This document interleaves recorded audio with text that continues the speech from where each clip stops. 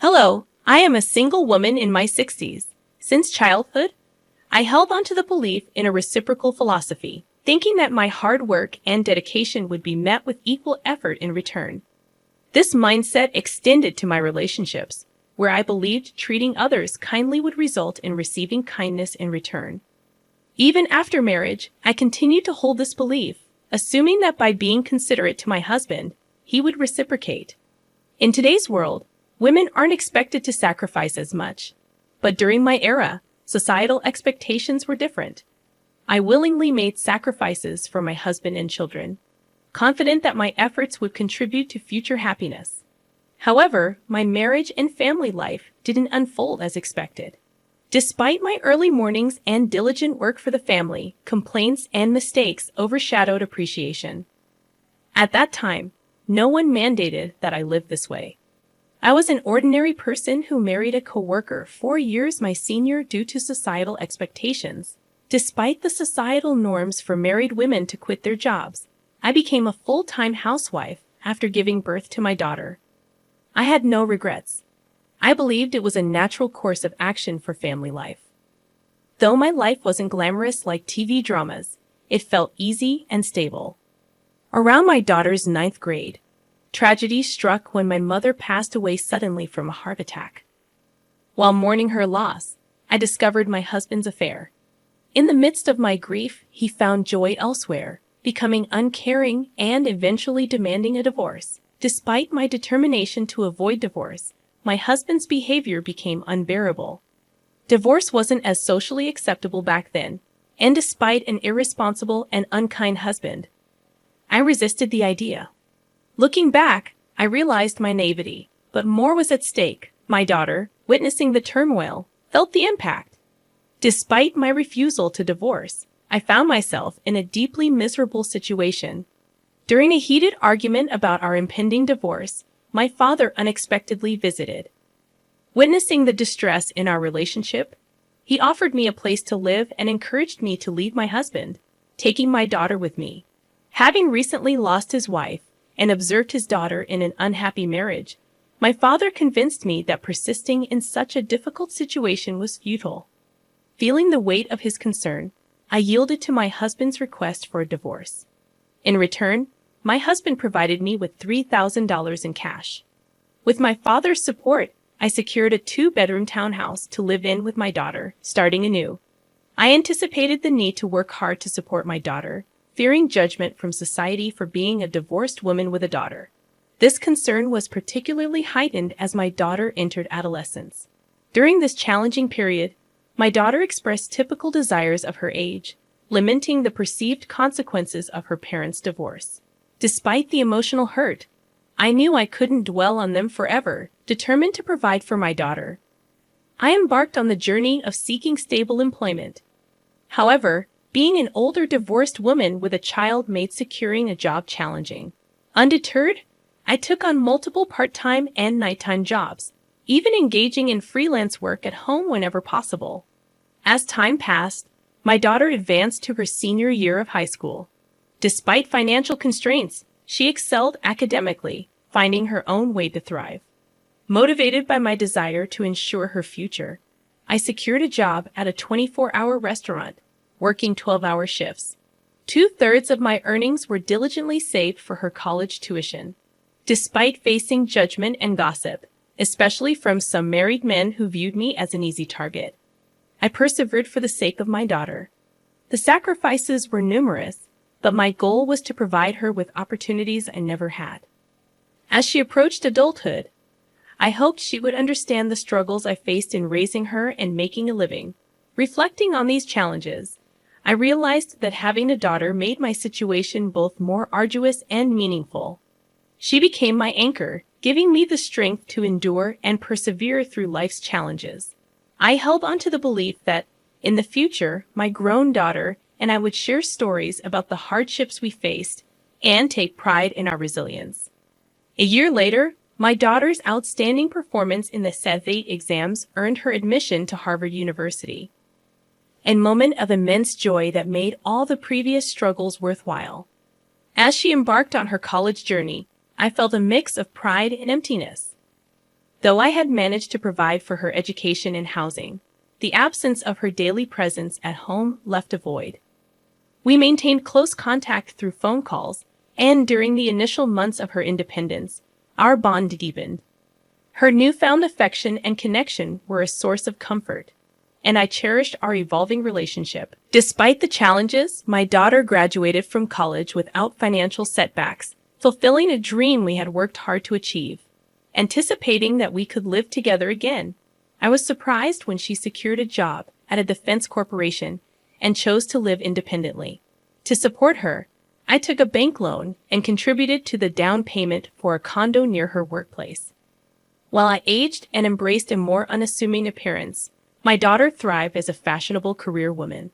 Witnessing her success brought immense happiness, reinforcing the idea that my sacrifices had borne fruit. I found contentment in her achievements, understanding the sentiment of people who say they forget hunger in moments of joy.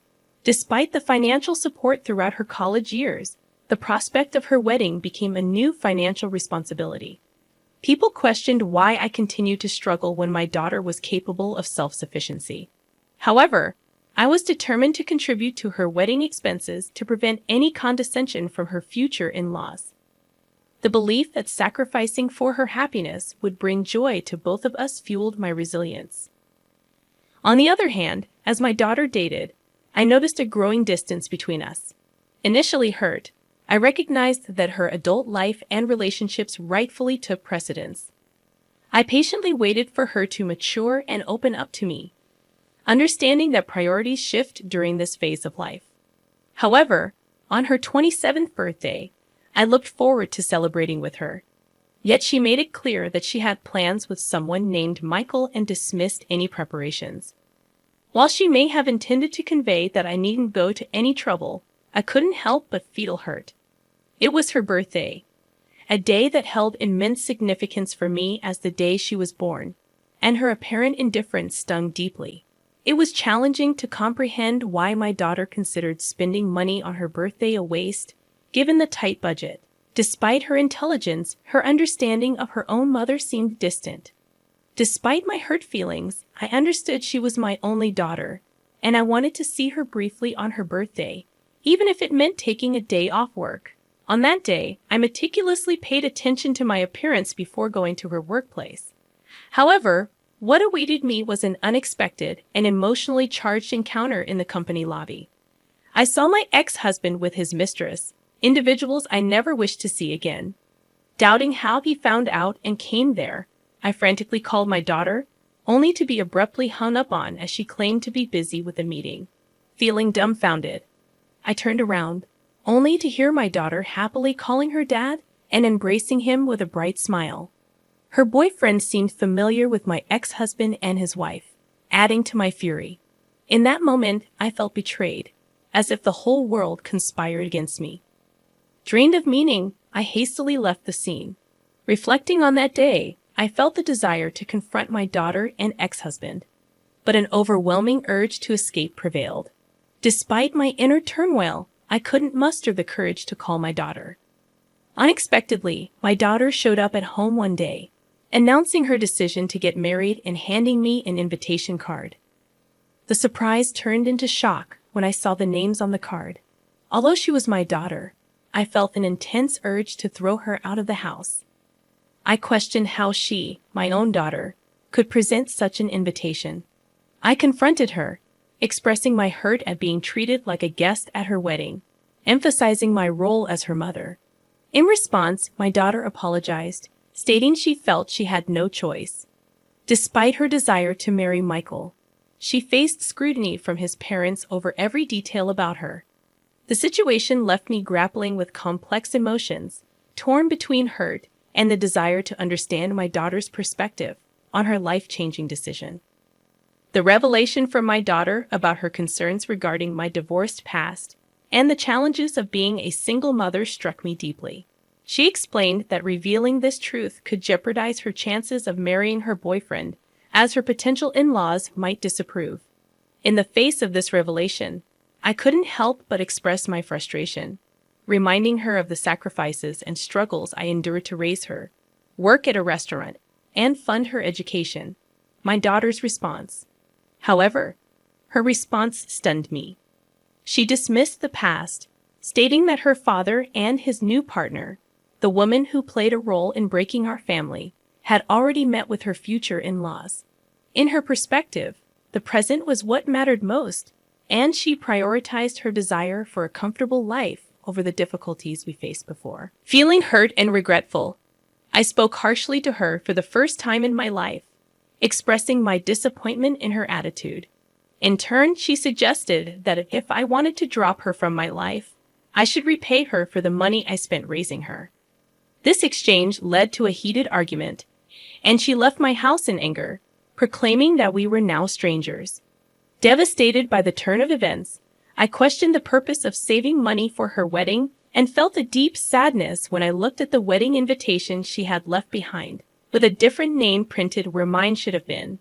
3 years later, I received news that my father, who had been living independently to avoid burdening me, had fallen ill.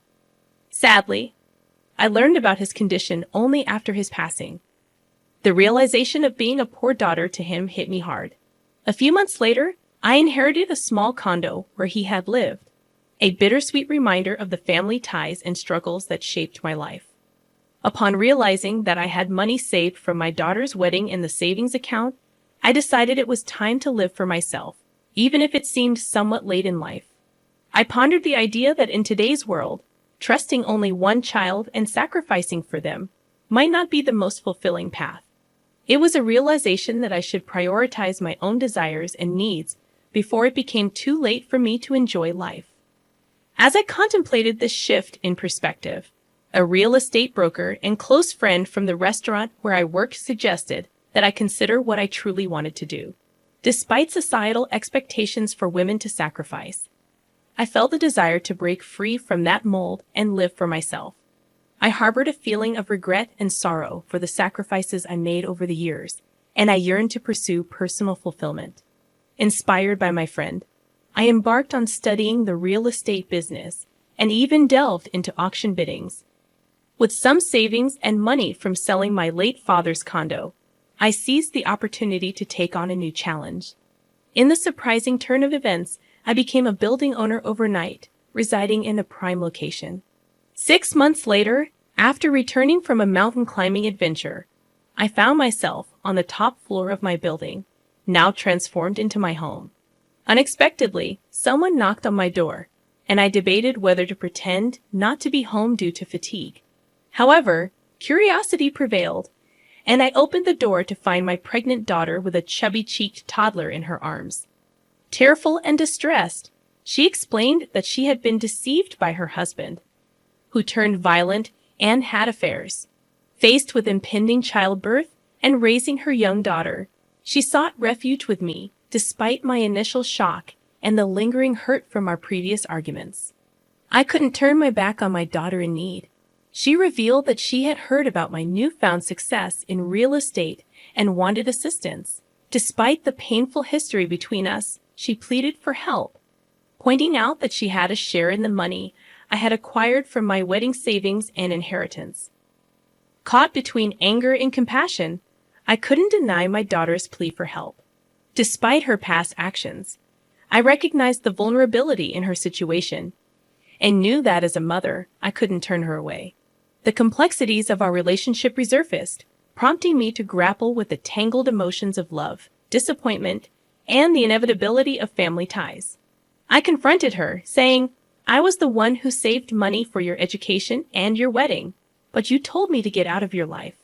Do I need to give you money now?" I only said that, but I didn't get any money back from you. It seems that in front of money, there is no use for the bond between a parent and a child. Now that you have money, you don't need a daughter, right? No matter what, I am still your daughter, so I have a right to your money too. I was once very proud of you, thinking that it was because of me that you were able to attend Harvard. But now I see that it was all in vain. I guess I was too busy making a living that I couldn't teach you to be a decent human being. I raised you as someone who is so selfish and can only think of yourself. I don't plan to give you 1 penny, so you can either go back to your husband or your wonderful father. You are too mean. Could you abandon your own daughter? Do you think other people would care for me at all? That wife already ran off with the money, and he has disappeared trying to look for her. If you abandon me, I'll become an orphan. Now I have a child and I'm pregnant, so how could you be so mean to me? Would you be happy if I died like that? When she screamed at me, I couldn't put up with her any longer, so I took out all the money I had in my wallet and threw it at her. Since you are acting so pathetic, I'll give you that. However, never come back to my house because I won't let you in. There's something that I learned in the meantime, just that your life is important. Now my life is important. You cannot put me in and out of your life at your whim. I coldly let my daughter and her child out of my house. Of course, I would not feel good about it since she was my daughter after all. However, I couldn't accept her because she still was as selfish as before, and I couldn't bury the past. However, I felt sorry for my little granddaughter, who was innocent and got kicked out together with her mom. After that, my daughter was too proud and never came to see me again. To be honest, I knew that she was such a daughter. So, has she repented for her past acts and begged me for forgiveness out of a quest? Pretending I was reluctant, but would have found ways to punish her wayward husband. But I was so disappointed that if she erased me from her life to marry her husband, she should have lived happily. Why did my husband and my daughter turn out that way, even though I lived a hard life? Now I see that the only person who is living a life the way I want to is only me alone. Thus, if anyone is living a life like I did on behalf of others, I want to say this one thing for sure. No matter how strong your relationship is with another person, be sure to take care of your life first. Even if everyone in this world betrays you, you will not betray yourself. In the end, happiness is not what you do for others, but what you do for yourself. I want to give that message through my story here. Even though it may seem like a life that's only felt half, I plan to try to fill that remaining half from now on for complete happiness. Thank you for listening to my story. I hope all goes well for you today, and good fortune will be with you. Please cheer for me and write your comments of wisdom in the comment section. Pressing like and subscribing is a big help to me. Have a wonderful